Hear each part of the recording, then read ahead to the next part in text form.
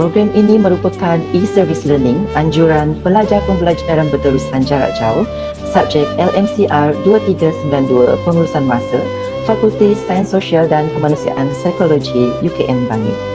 Untuk makluman tuan-tuan dan puan-puan, saudara-saudari, adik-adik yang dikasihi sekalian, program Road to Jannah Urus Jenazah ini merupakan mempunyai dua sesi, iaitu sesi yang pertama pada hari ini dan sesi yang kedua iaitu pada hari Ahad minggu hadapan bersamaan 29 November 2020, masa yang sama iaitu pada jam 11 pagi. Google Meet link akan diberikan beberapa hari lebih awal. Assalamualaikum warahmatullahi wabarakatuh. Bismillahirrahmanirrahim.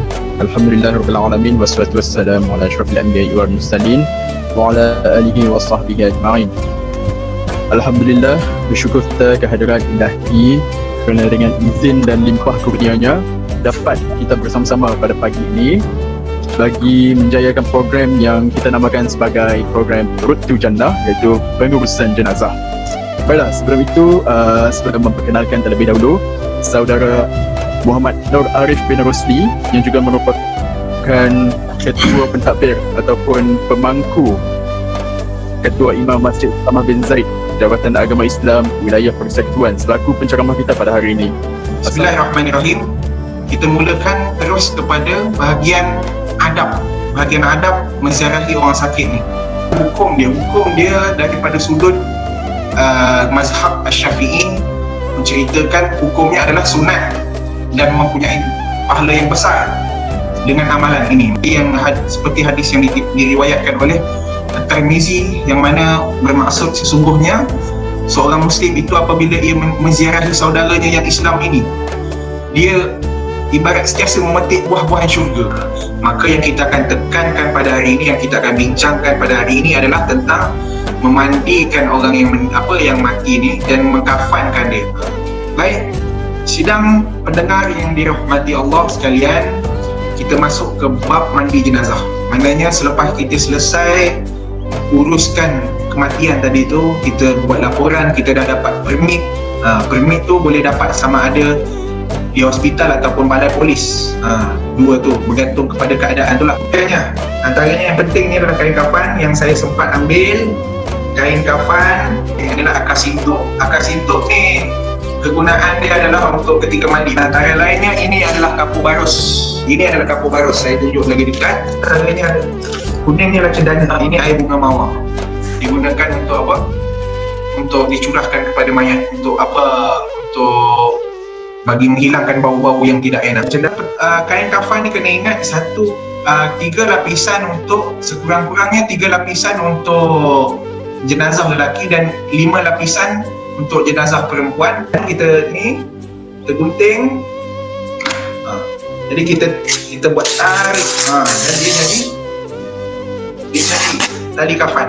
Ini tali kafan dia. Jadi tali kafan kita buat sampai 5. Lepas tu dah selesai, kita dah cuci bahagian-bahagian yang ada najis ni, baru kita mulakan mewudukkan anggota badan. Dengan mula dia pertama sekali di bahagian kepala dahulu. Bersihkan bahagian kepala dahulu. Diikuti dengan anggota bahagian sebelah kanan. Maknanya kita kaedah mandi ni macam tu.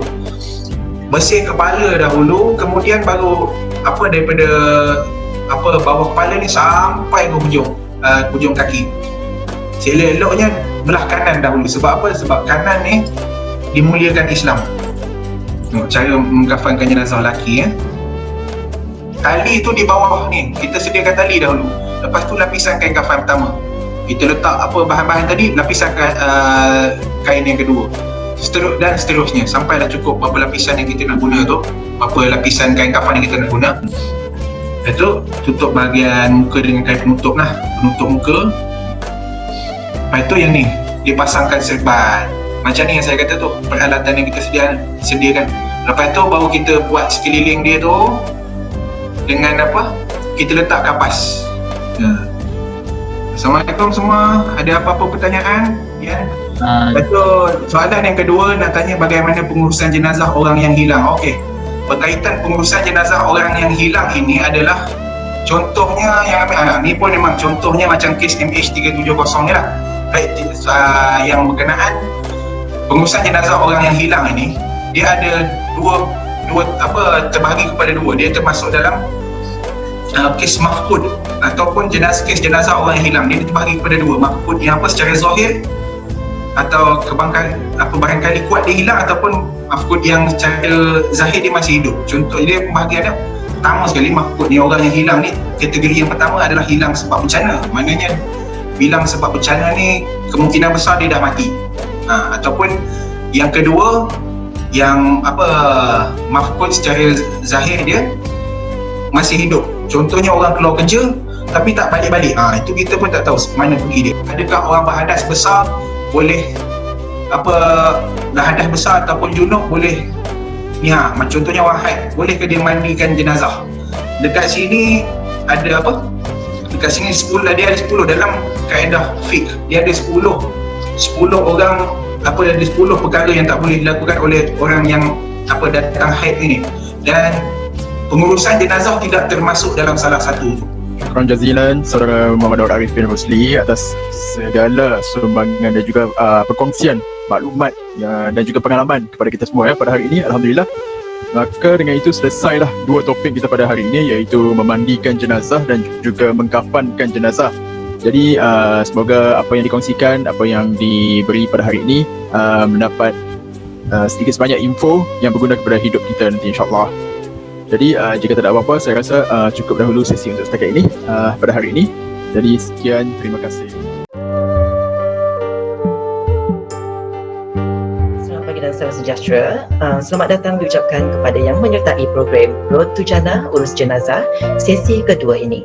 Antara objektif e-service learning Road to Jannah Urus Jenazah ini adalah untuk memberikan pendedahan awal dan pendidikan kepada masyarakat umum berkenaan tata cara pengurusan jenazah orang Islam agar menepati kehendak syarak dengan mengambil kira pandangan pakar serta selaras dengan ketetapan muzakarah khas Jawatankuasa Muzakarah Majlis Kebangsaan bagi Hal Ehwal Agama Islam Malaysia.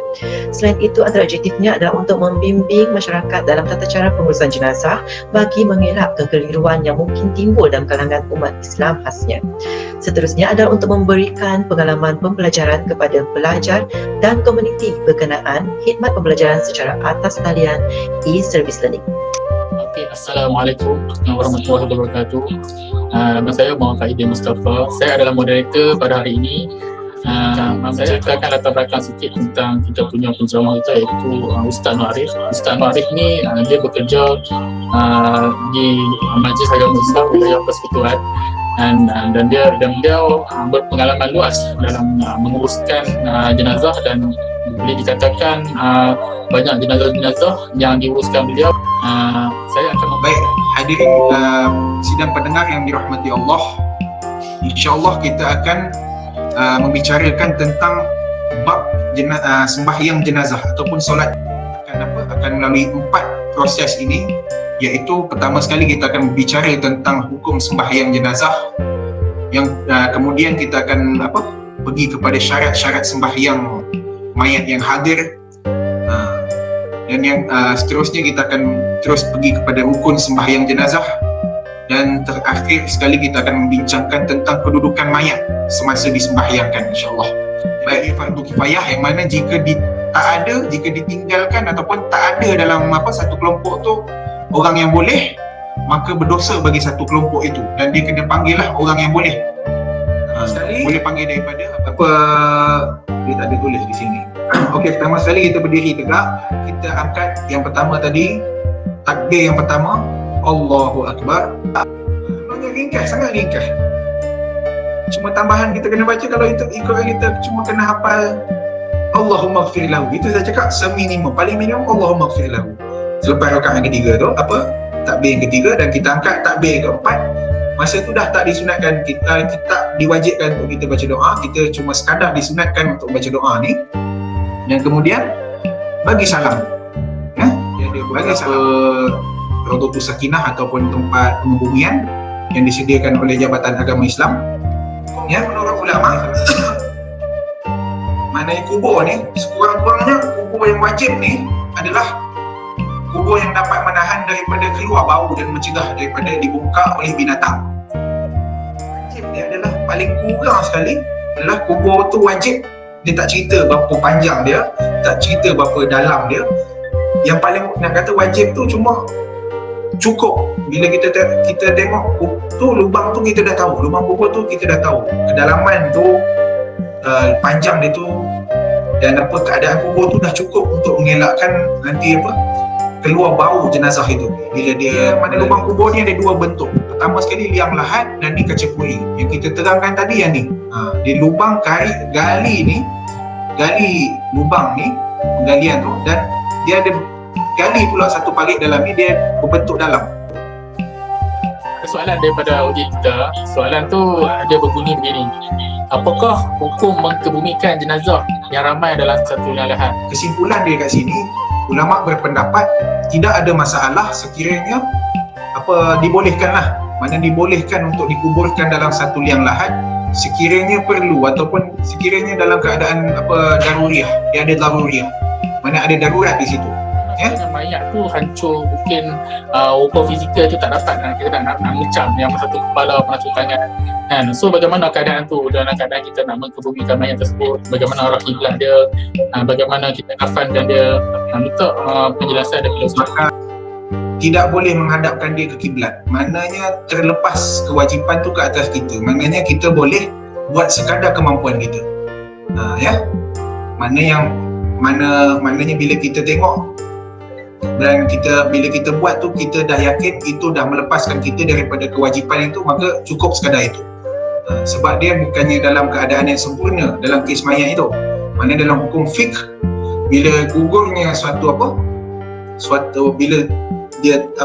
bila tak ada daruriyah, bila ada daruriyah, maka dia punya kewajipan tu adalah gugur. Sedang dibawa ke kubur. Tapi ini bukan inilah cerita. Ini yang saya cerita tadi, ada dua jenis. Ada dua jenis